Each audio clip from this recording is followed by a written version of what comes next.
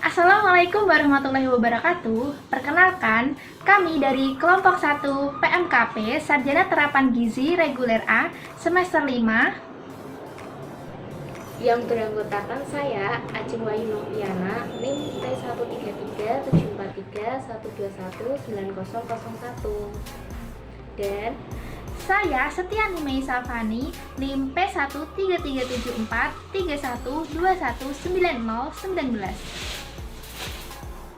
Dan saya Gaisani Nurjanati dengan NIM P1337431219038.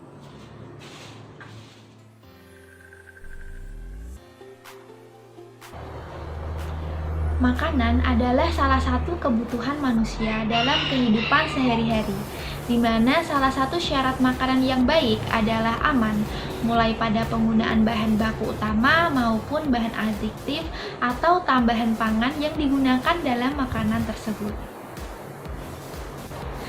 Selanjutnya terdapat pengertian pewarna. Pengertian pewarna oleh Kementerian Kesehatan tahun 2012 yaitu bahan tambahan pangan berupa pewarna alami dan pewarna sintetis yang ketika ditambahkan atau diaplikasikan pada pangan mampu memberi atau memperbaiki warna. Kini dengan berkembangnya ilmu pengetahuan dan teknologi telah ditemukan zat pewarna sintetis karena penggunaannya lebih praktis dan harganya lebih murah.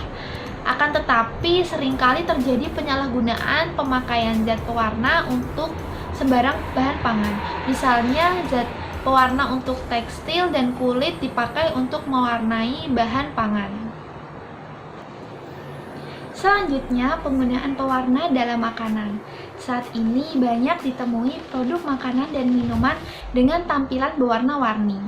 Pewarna makanan banyak digunakan untuk menarik perhatian konsumen.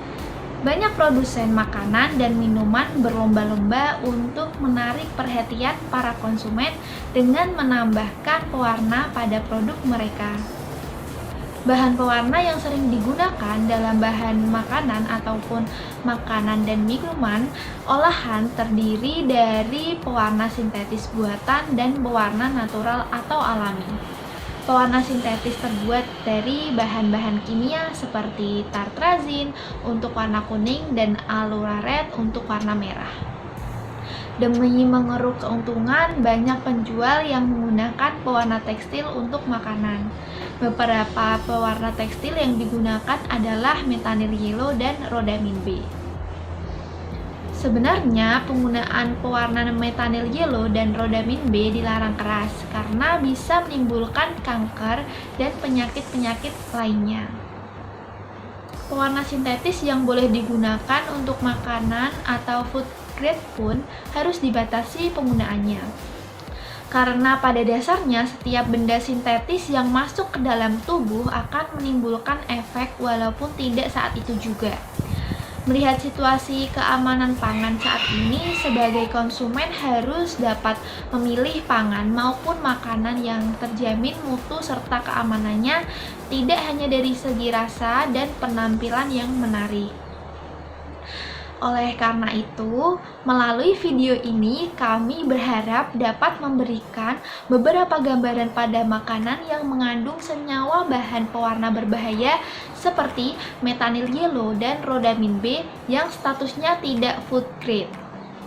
Pilihan terbaik tentu saja tetap pewarna alami karena tidak menimbulkan efek negatif pada tubuh. Nah, selanjutnya ada penjelasan terkait uji metanyl yellow yang akan dijelaskan oleh Gaisani. Di sini saya akan menjelaskan mengenai uji metanyl yellow.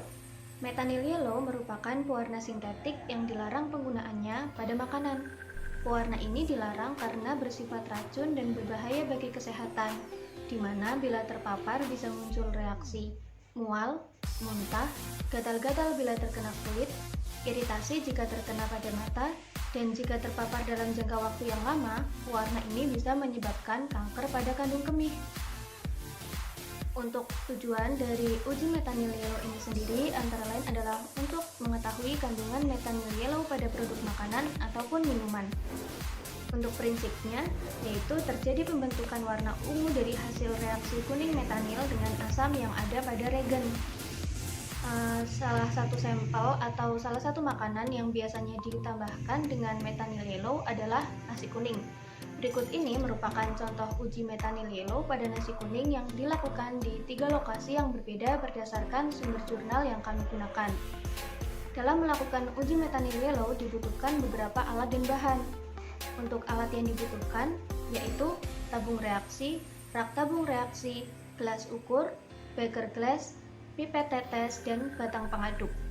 Untuk bahannya yaitu ada pereaksi metanil yellow dan sampel yang digunakan, yaitu terdiri dari nasi kuning yang didapatkan dari 3 lokasi berbeda, yaitu dari Pasar Karombasan, Pasar Bersehati, dan Kelurahan Kromoluar. Dalam uji metanil yellow, langkah-langkah yang dilakukan antara lain adalah yang pertama, menyiapkan gelas ukur sebanyak 20 buah dan masing-masing diberikan kode sesuai sampel yang ada, di mana untuk Pasar Karombasan diberi kode A1 sampai A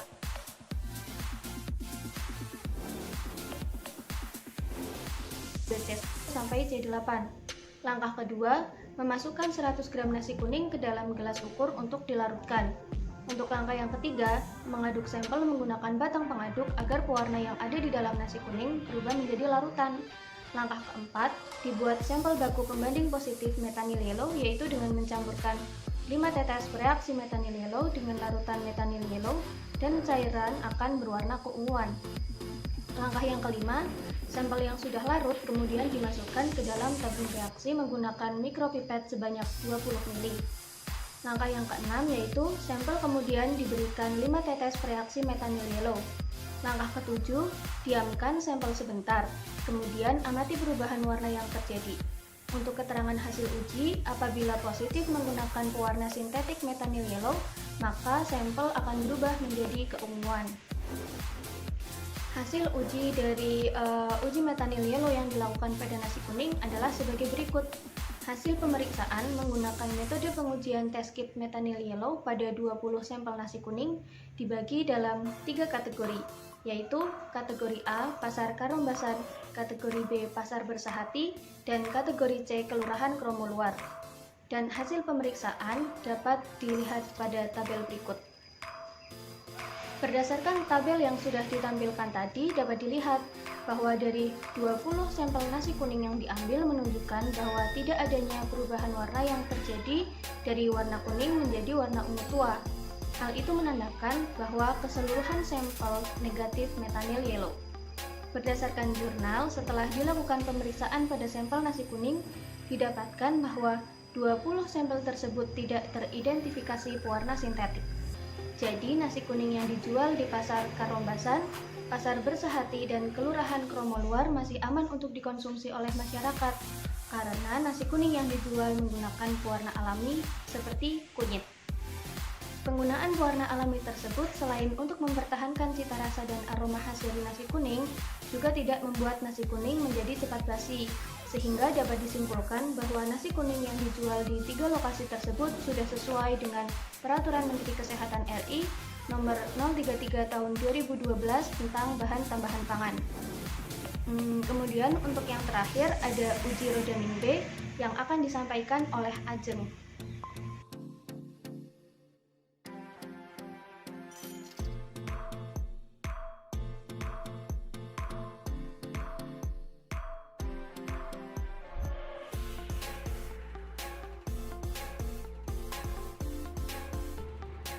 Pengertian rodamin B diketahui yaitu sebagai zat pewarna sintetis yang umumnya digunakan sebagai zat warna kertas, tekstil, atau tinta.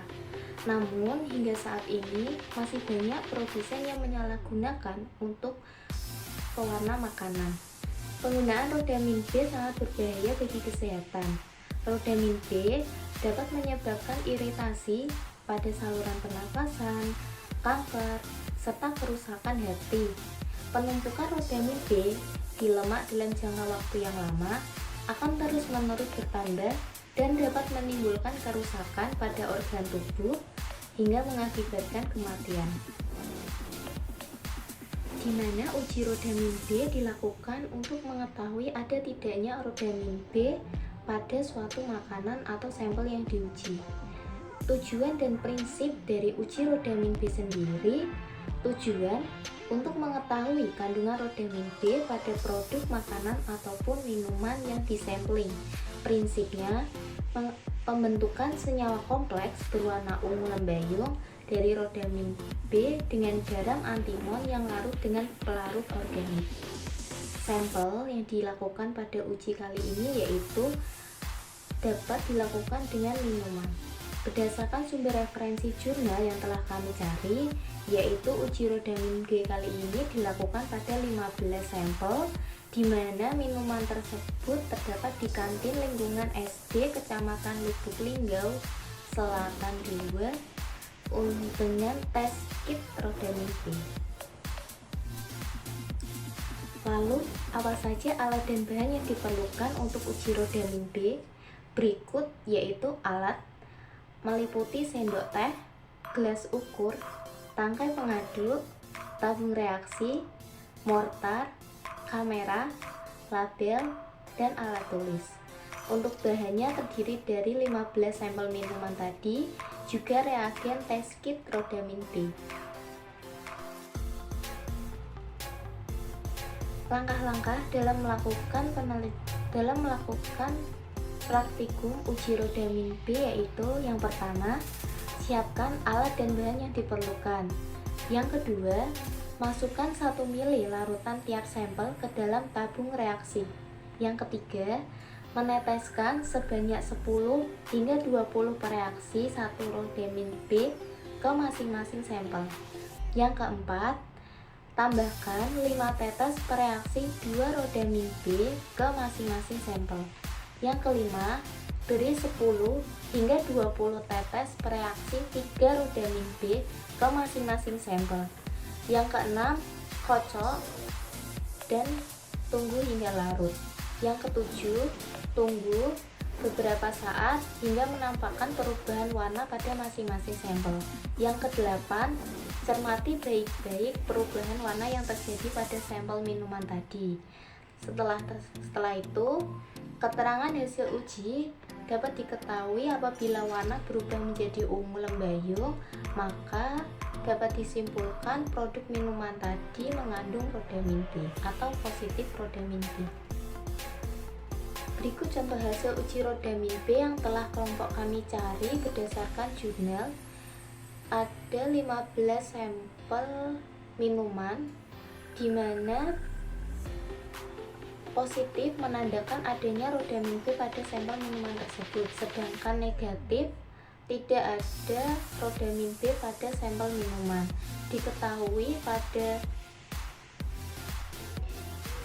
Diketahui hasil positif menunjukkan pada minuman es lilin, jeli-jeli, dan es balon dengan hasil merah keunguan.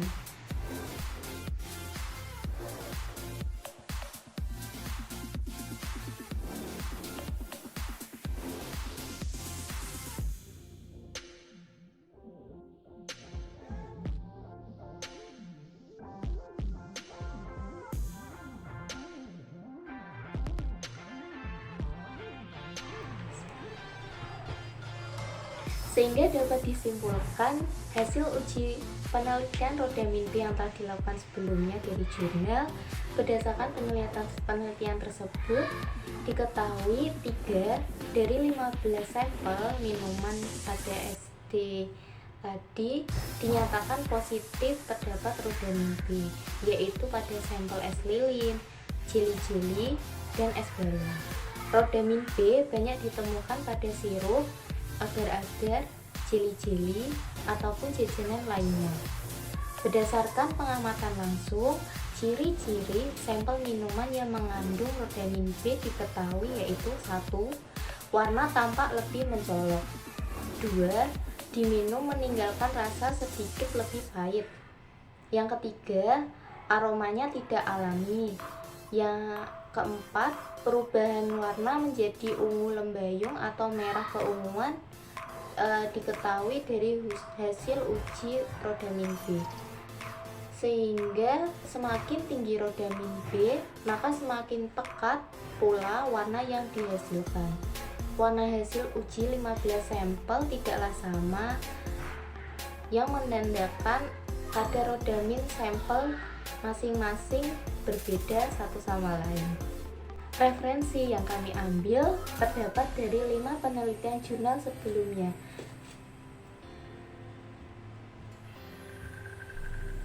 Terima kasih. Nah, dari penjelasan sebelumnya bisa diambil kesimpulan timbulnya penyalahgunaan dalam penggunaan pewarna makanan dengan menggunakan pewarna tekstil antara lain disebabkan oleh ketidaktahuan masyarakat mengenai zat pewarna untuk pangan, dan di samping itu harga zat pewarna untuk industri jauh lebih murah dibandingkan dengan harga zat pewarna untuk pangan.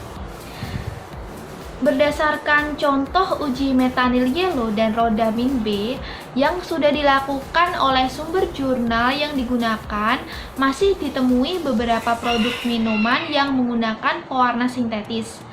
Pada uji metanil yellow pada nasi kuning tidak didapati hasil positif, sehingga dapat disimpulkan bahwa nasi kuning tersebut tidak mengandung metanil yellow dan aman untuk dikonsumsi karena sudah sesuai dengan Permenkes RI nomor 33 tahun 2012 tentang bahan tambahan pangan.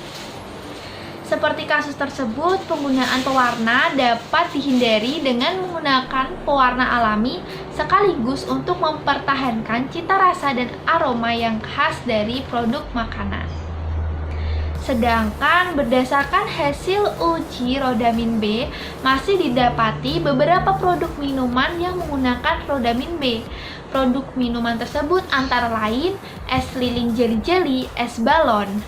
Penggunaan rodamin B pada produk pangan dapat menyebabkan gangguan kesehatan pada konsumennya, sehingga lebih baik produsen menghindari penggunaan rodamin B pada produk minuman dan makanan.